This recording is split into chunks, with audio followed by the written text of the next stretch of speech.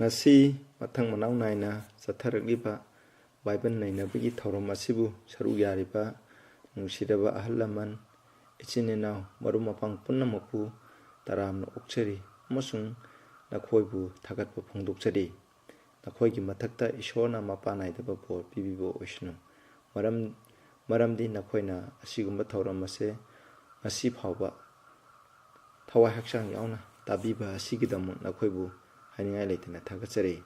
ngasi ekhoina nainagatoba topic asiti ngarang nainakiba adugi makhani Millennium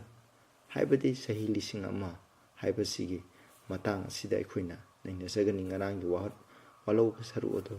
ekhoina nainasi nainadringaida hana ishoda amtang parthana tawminase sargada leiba yamnum saraba thawgana leiba ipa ishor nahapu haningai leitana thagachare nahana ngasigi asigumba tanza ase amuk nahana pinabire papselaba nai ekhoigi ifamda papselaba nai ehana ngangadriba asidasu nahaki mapana idaba bor adu pinabiu nahaki thawai asengbaduna aigi chil leida sokpiu ina ngangbu khudimak nahaki wahei uhenbiu aigi aningbu uhenbiginu tagadriba mipum khudimukdasu hena koidana amuk hena bor pinabiu maramdi masigi asumbase phajana loksaduna indana chachaba ngamba haibdu uhenbiu ahubadagina loi phau nahana loinabiu Prabhu Jisu Christ gi mingda khuramjari amen akoina mamangda nainakibado amuk dugi tangkak ado amuk khaitang singjarake madadi Millennium asi gi manungda kari tawgadage haiba adugi maramda akoina khara nainakre Millennium manungda Saitan amasung Pithibi ase ahanba Millennium manungdadi Pithibi ase Prabhu Jisuna ani suba lakna maram moidana Pithibi ase loina maina tumna sakragani sumna utpondana laikhrani maina sakraba matungda kari lehogani koina Pithibi ase marbhumi gumna oihogani haina koina mamangda ngara Isaiah 13 amasung Jeremiah chapter 3 da pakhre adugi matungda Saitan amasung magi phattaba sagadusing ase Pithibi asidagi suen hentoktabida Pithibi asida khaktang lehengani mahakna tawkiba makoina tawkiba asigi phalna Pithibi ase mang taklabani Pithibi ase marbhumi olabani habse Saitana amasung magi matungba sagadusing aduda khan Chahi Lishing Ama khan ngai matam pigini matam asida Saitan su tawbom khangdagna aina tawkiba phattaba ase asuki mate phatte kho habse mahaki thamoida khalangani adugi mathangda kaidogani haiba matamda asugumba Chahi Lishing Amagi manung karigidama ishona Chahi Lishing Ama pigedribno haibase gi maroiba maram amadi aikoina nainakhre Chahi Lishing Ama asigi manungta ishorgi dharma semba misingna kari tawgani haibada wayenbagi thabak tawgani wayengadu Saitan mahaki matung induna saliba phattaba sagadusing amasung makoina haiba iliba Pithibida laiba samudragi lengweguna masing yalnaba asuki mati phatraba mising ase makoi asibu wayenbagi thabak makoina karigidamak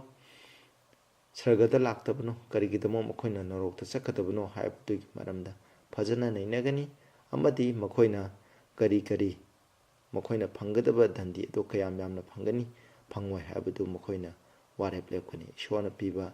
yathangi matungna ishwana piba pautaki matungna makoina punam asilemni makoina ishorga loinana Kristaga loinana masigi wayenbagi thaba ase tawgani haina Bible da iri ai pajarake 1 Corinthians 6 ki 2 ga 3 ga da ayamuk pajarake atuga asengbasingna taibung pambabu wengani haiba nakhoina khangdra amasung taibung panbabu nakhoina wail tawrabadi piklaba wathok adu nakhoina wayenba matik chadaba oibra aikhoina sagadu singbu wengani haiba nakhoina khangdra mipal asida oiriba wa adu aina haiba amuk kanaba leirabra masina haibadi verse 3 gi matu ina haibadi aikhoina shoi dharma chemba misina sagadut phawa wayen gani haibni isna masina Bible na masi ishorgi matu ina Prabhu Jisu na haiba indana Prabhu Jisu ki thawai thaba sargada chakadaba mising ado makoida asigumba wayanbagi thabak ado khusin nagani haina Bible da pale masini millennium manungda hairiba Chahi Lishing Ama asigi manungda aikoina nainagani aikoina mamangda su khara haisagare aikoina khanba yamna phai hena khanba sargada laigane hadi haina khanba adugum mi aduna sargada aikoina chappa matamda yawramdaba karigino mahakte aikoida achumba takpi khibani aikoibo afaba achumba lambi lamjing khibani atuga mahana karigida mangasina sargada laktabano haiba adugi aikogi thamoida chingnaba phawba yai adu madu punam adu chingnaba kongningai gidama ishorna kari tawgani haiba matanda hairiba nupa adugi lairikta asibagi lairik book of death hairiba duda hairiba nupa adugi maming thaabado aikoina phangtoga yengani maduda sargadu sing record pachana tawkiba mahana tawkiba papsing adu mathang manaw naina aikoina nainada oh mahakti mapan thongda yamna phaba sarami adubu asengba thamoidadi mahakse pap tawduna lay haibudu aikoina khangani aikoina amu khanba kwatigi phattaba norta chakhani haina khanba mi aduna sargada lairamba matamda aikoida amu samumnaba aikoida amu angakpa phawgani masigisu maramda amu aikoina nainaba matamda amu khangani mahakna aikoina hingningai matanda mahak aikoina hingningai matamda mahana afaba tawba ukhiramdaba taragasu kona thangdare mahana isogi achumbo haiduna inkhiba mahana pa makhai ado Prabhu Jesu Christ gi mapana thadoktuna anobu punsi ma hingduna paap ki punsi thadoktuna hingiba madugi mapana mahana sargada lakpani haibase aikoina amu masi khangba ngamuni isnausa aikoigi sordi asukki mating minungsi chawbani maramdi hiram khudimma ase aikoija chingnaba leitiningai gidama asuk yamba matam Chahi Lishing Ama se wayangadawni masigi matam asida nainagadrubne aikoida achumbado mek sana khangagani karigidamo mi amna sargada laktaba haiba asina singbagi maramada aikoida singnaba phawthiningai gidama ishorbu mapung phana thajab uningai gidama ishorna tawriba khudimma se achumbani haibado khangna bigidama Chahi Lishing Ama chumna asigumba wahanbagi thaba ase chathalibani mathangda amu yengminase millennium loiba matamda kari thokani haiba se amu yengminase Chahi Lishing Ama asumna wayanba loiraba matungda amu revelation kunma thoidagi ain pajarake ahanba masidaju event manga thokani hairibado amu yengse masigi matungda kari thokani haibado amu ai pajarake phongdok pimba kunma thoigi amadagina ahum phawba ay amu pajarake Manipuri Bible da pajarake isnauksa munda taminase adugi matungda anauba atya amasung anauba prithvi aina ure maramdi ahanba atya amasung ahanba prithvi adu lanthokare aduga samudra amu hana laitre amasung isordagi asengba sahar anauba Jerusalem aduna mapurobigi damak laiteng jarabi mau anaubigumna Thaurang langladuna sargadagi kumtharakpa aina ure ama hisung phambal adudagi awangba khonjel amana asi haiba aina tare yengu ishorgi phijang adu misinga loinari aduga ibungo mahana makhoiga laiminagani makhoina ibungo mahaki mising oigani amasung ishor ibungo mahamuna makhoiga loisu loina bigani makhoigi ishorsu oigani masina haibadi karino haibun Chahi Lishing Ama loiraba matungda Jesu Christ Prabhu Jesu Christana mahaki sargadu sing amasung mahana sargada pukhraba sargada chaliba dharma semba mising aduga loinana amuk hana pithibi asida kumtharakani mahana kumtharakpa matamda anauba Jerusalem anauba sahar anauba pithibi anauba sahar haibutusu makhoiga loinana lakhani haibani isnausa maduni hek millennium loiba matamda Prabhu Jesu Christana ahum subo ena mahaki sargadu sing dharma semba misinga loinana pithibi asida amu kumlakani aduga mathangda amu yengse phongdokphiba kungi mangada aikoina haikre saitan ase kyam koina phadona thamgani haiba Chahi Lishing Ama adugi matungda kungi mangada ay amuk pajarake. Phongdokpꯤꯕ kungi manga. Asibasinggi laihawbasingna chahi lishing ama adu loidri fawba hingatte. Masi ahanba hingatpa aduni. Ahanga hingatpa aduda saruk phangba mahagadu yaifaba amasung asengbani. Asisinggi mathakta ani Shuba Sibagi Mathi Laitre, Adubu Makoida Ishorgi, Amasung, Christagi Purasing Oigini, Amasung Ibungo Galoina, Chahi Lishing Ama Pamin Nagani, Hare. Masida Asumna Hare, Masina Habigi Matuina Kaidogani Haba Matanda, Sumaina Lakum Matanda, Prabhu Jesu Christana, Kuma Ani Sagadu Singoloina, Hujikita Pabigi Matuina, Asiba missing Hinkatkani Habinis Nafsa.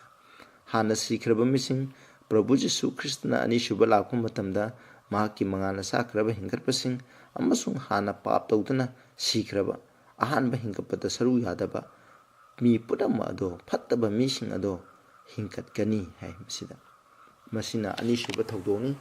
Ahanbana, Prabhu Jesuna, Maki Sagadu Sing, Amasung Dharma Semba missing Gloiner Kumtarakani, Madugi Matamda, Mahana Amuk. Fattaba missing ado makoibu makoigi mongfamdagi mahana amu hinkalahangani makoi fattaba missing papta taduna sikraba missing fattaba makai ado amuk hana hinkatgani habni masina ani shubane ahum subada amu yangse verse tareta ipazaragi kungi tareta amu ama isung chahi lishing ama adu loirabada Saitanbu magi kaishum sangdagi thadokani hai magi kaishum sang haibdi pithibi asida chahi lishing ama laibido hojiti Saitanbu thadokle haibo matamdi man amuk mising hinkalakpa mising adu urabanina man munam thak tawnabagi khudong sabado amuk phangi haibsne chahi lishing ama loiraba matungda Saitanbu phatuna thambado ma thadoni mangonda matam khara piragane masina ahum subane Matangda Mujangse, Matangda, Madugi Matunda Saitana, Mukari Doge have a say, Mugiamanese, Kungi, Zikidugi Makani Panda. Aduga Pitibigi Siteng Marida Ladiba, Jatsing, Gog Amusung Magopu, Minam Naba, Amusung Landa, Makoibu, Komsin Naba, Tolakani, Makoigi Masing di Samudrigi, Langoigumna, Yami, Mapandamu. Amasung makoina Prithibi pumbada thoraklaga asengba singi tangol amasung nungsiraba sargi akoibada koisile aduga atyadaga mai kumthraktana makoibu sakthekle habani pasida amu yangse asumna kaidoge haba matamda hujiti chahi lishing amagi matungda saitando amuk thadokpire mahangna kaidogani habra Prithibida hinkatkraba phattaba mising asida mahang amuk chalaga Namthak Toroni, Mokoising Asiki Manunda,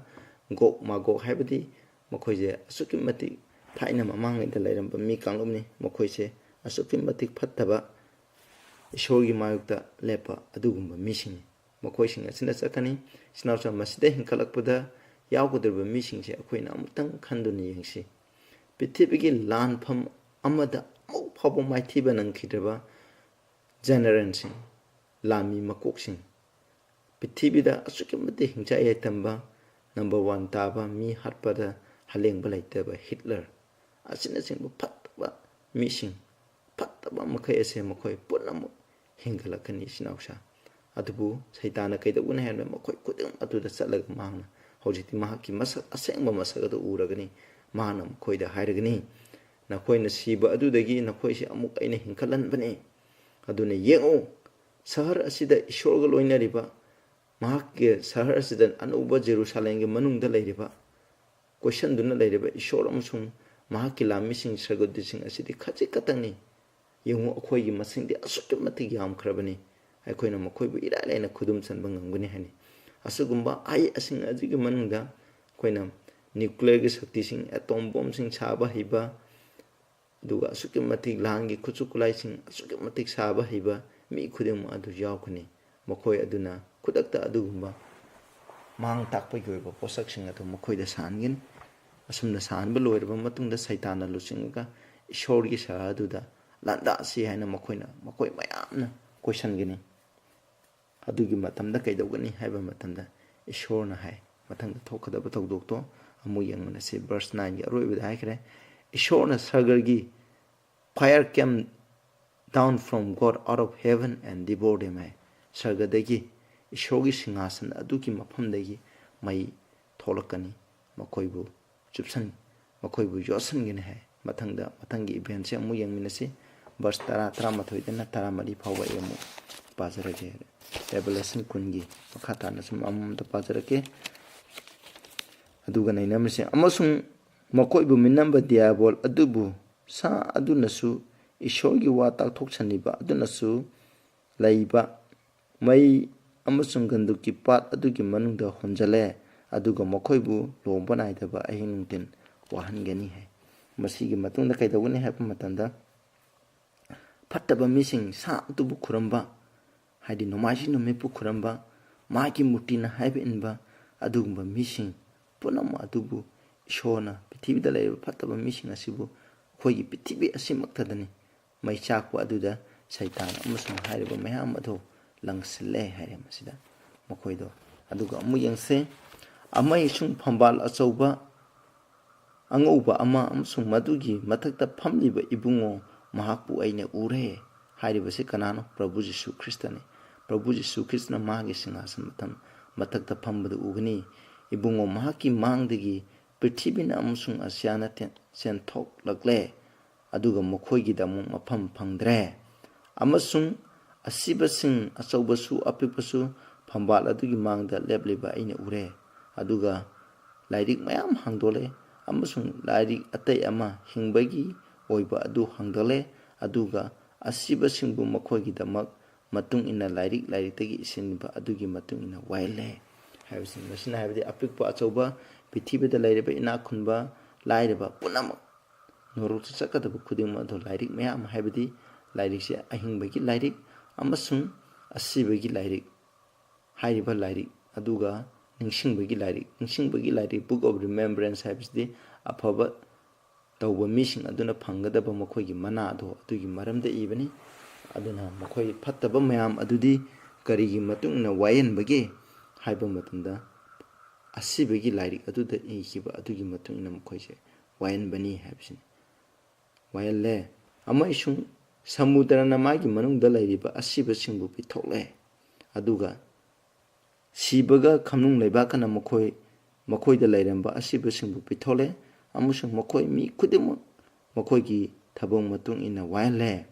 amasung sibaga khamnung leiba ku maigi pat manungda honjale asi haibadi maigi pat ani shuba siba aduni aduga hingbagi lairik manungda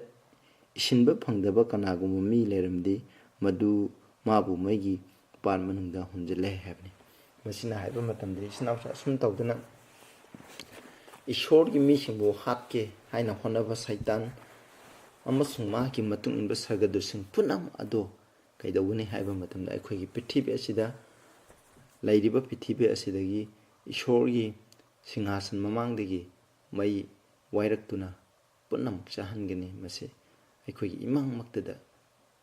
dharma semba misingi mama maktada mase punam mase tumna chahangani makoina tawur mase ani shuba siba haibdi norok haibni englishta paragadi yamna maysangi masibu norok haina aikhoina khangnei adugumba mafum ado kadaida aikhoigi pithibi asida oigini maduna tumna mai sakani sinawsa mising mana tawba pap yamna tawba mising aduna kuina sakani pap khaitang tawba mising aduna makhoigi dandi khachitang awaba khangbudo khachitang oina khangani akonbada saitana kona mahak ase sakani habni sa makhoi mai ase matam khuding maki oina sakadaba mai din nate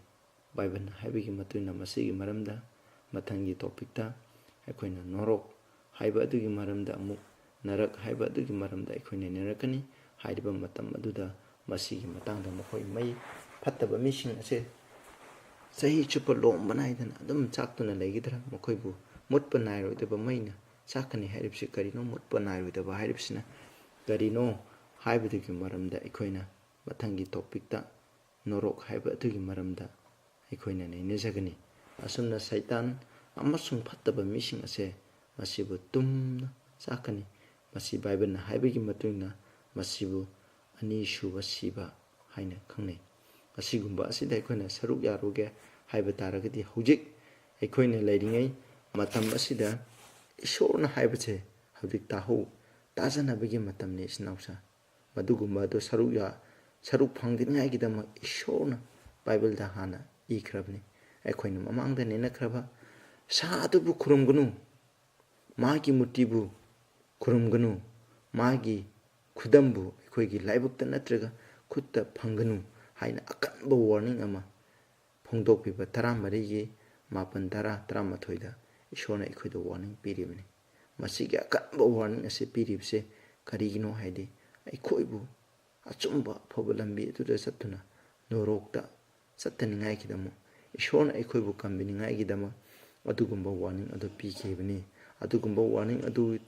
induna salawba mising ado ta aduna ishogi matung inba mising aduna nungaina Prabhu Jesu Christa galoinena matam supaki oina panduna legini asigumba norok Satan magi matung inba dutsing amusung makoina namthak tobikharba samudrigi lengugumna yambaba nungsiraba isnausing ase adugumba ishona haiba pokta to indaba mi khudengma aduni anishuba siba haibadi norok ki maina chaktuna makoye tumna sigadaba ase masini isnausa khoi adu hujichu khoi matam lairi hari base thokpa natri adugumba du da khoina saru yaroidage haipe taradi hojik huji khoina Bible na nainari base tagadamni asumba du khoina hujik thidopigi matam adu oire adugi makha tabada mu yangminase asumna sakraba matungda phattaba mising adubu Satan bu punama asibu chakhiba mai asina pithibi asida pap changakhraba pap khudengma ado hairiba mai asina tumna sakragani tumna saga masi khudengma ase sengdokragani masiga maramda ayamu pajarake ishona haibni aikoina hojik lairiba pithibi ase ishona mangan gadra haibase aikoigi lairiba pithibi hoji se karigi damak siambano haibudugi maramda amu yangsi chakra maina tumna sakraba pithibi ase mai na amuk sengdo pa makai do loina sengdokrabani sengdokraba pithibi ase matam khudibung oina mangkhakada mangroidra haibudugi maramda amu yangse aija nifumanga gi train panda asumna ire for thus said the Lord that created the heaven malembu sembikiba ishor sarga malembu sembikiba ishor mapu ibungona asumna hairi God himself that formed the earth and made it ishor masanam pithibi asibu semkibini he had established it mahana masibu linkhat kiramle he created it not in vain mahana masi aremada semkibanate he formed it to be inhabited miyobina khundalaitani ngaigidama masi sembikibini I am the Lord aini mapu ibungodo there is none else ai natana topa kana sulaite haiba Bible na haibigi matungnadi ishona sembikhraba khudimase punama arembagi wana sembanate ishona semkiba khudimase pandam amamle haiba pandam do mapung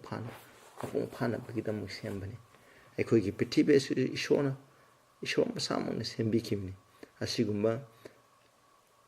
phattaba mising Satan amasung magi matung inba mising asibu ishogi singasandigi mamangdigi haurakpa maina chakthokraba matungda sengdokraba matungda pithibi ase aikoigi khundaningai gi damu oigini masi amuk hanna ishona laisemgani recreation haibni inau nongna amuk masi semgani haibdo masi maramda mulare ay amuk pajarake 2 Peter 3 gi 10 dagi amuk aikoi yengminase ai Manipur da dum matam mangdingai gi dama ai Manipur da amuk pajarake 3 gi 10 dagi na taramari phawba pajarake taymusung Prabhugi numit hurambagumna lakani numit atuda athiana yamna nin khombugaloina mangkhini aduga maru eba pot akanba maishana tumkibini amasung pithibi aduga madugi manungda lairiba thabak makai sakthokigani hai masini isnausa masina habdi keno Prabhu Jisuna lakpa matamda amasung aroibagi waina aroibagi matamda hairibase maina loina sakthokpa matamda ahum suba laaba matungda Prabhu Jisuna kari tawgani habamta pithibida laiba makhayda maina tupna sakthokigani basi manungda laiba maroina papki sap phangkraba pot makhay ase loina samthok sap loina sakthokragani haibani aduga ishona anauba pithibi anauba sarga sengani adu ahanba masida manggadawje ahanba sarga haibadigi kaino haiba matamda koina mamangda nainakare sarga haibse makal ahum sui makoy adudi ahanba sarga haibadi akoi pithibi amasung masigi nungsitki kuyom asibuni masisu maana tumna mangan kani haibani masida amuk taramathoida pot punama ase masumna tungkhigedaba maramna ishogi numit lakpa adu ngaiduna amusung thawai yauna pamduna makoina sengna panbada amusung ishogi ningbada karamba mi oigadabano numit adugi maramna atya maina saktuna tungkhigani habise aduga maroiba pot akanba maisana sakthokani thodokani tamusung ibungo mahaki warepa matungina ikoina dharma senbana panba anauba atya anauba pithibi ngaijei habni atya mangkhrani adubu karamba dharma semba singktana pangadaba anauba atya anauba pithibi ngaijei habni koina ngairibse maduni hairibudo ishona pibigini maram adugidama asambasa na koina ase singidama ngaijabigi maramna ibungogi miengda amakpa amusung asoiba yaudaba ingthana akoibu phangnaraba maram o habni shona haibido koina illu habni asumna taruba matungda pithibi ase amuk anauba pithibi ama akoi imangda semgani ahaba matamda maihuron wanda semba kamna akoi darpa sembasing akoi gi mamangda sagadu sin mamangda mahana masinna ishona hairaga semgani sengwadabje kaino pithibi asida kari oisnu haiba matamda koina upambi sing hauro haibado koi imangda hongani sasan sing hana laikidaba sasang khuding moto lao haina mangna hairaga akoi mebeki darka laiba khudum ado loina akoi imangda semgani phajakraba cheng pat lei rang asina singba putma che ishona akoi imangda semgani habni adugi matungda revelation kumathugi akoina sai pakhre kun mari phau aduga mari da mu alloisilakpagi da amu parake kumathogi mari dagi emu pajarke asmaina semkhani semgaba matungda semdringi mamangda jumu akoina ngasai phataba mi singado sargadu sing aduga akoigi mari mata phataba makai sigibado aduga macha kolor matungda aduga ibungo mahangna makoigi mamitagi mapi punamuk taithopigini sibasu amuhana lairaroi amuk tengthaba kappa naba amuhana lairaroi ahanba pon makai adu lanthokre maduda phambal aduda phamliba ibungo mahangna hai yengu aina pot punama inonona semi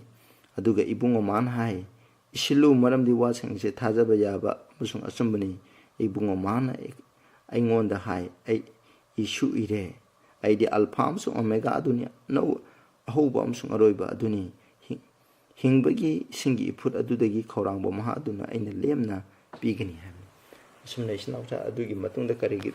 tawgani haiba matamda asagi koina sikiba mising adude khoigi koina kapkani khoi tengthagani adubo khoidagi pi loina taithokani aduga koina ishoga loina numaina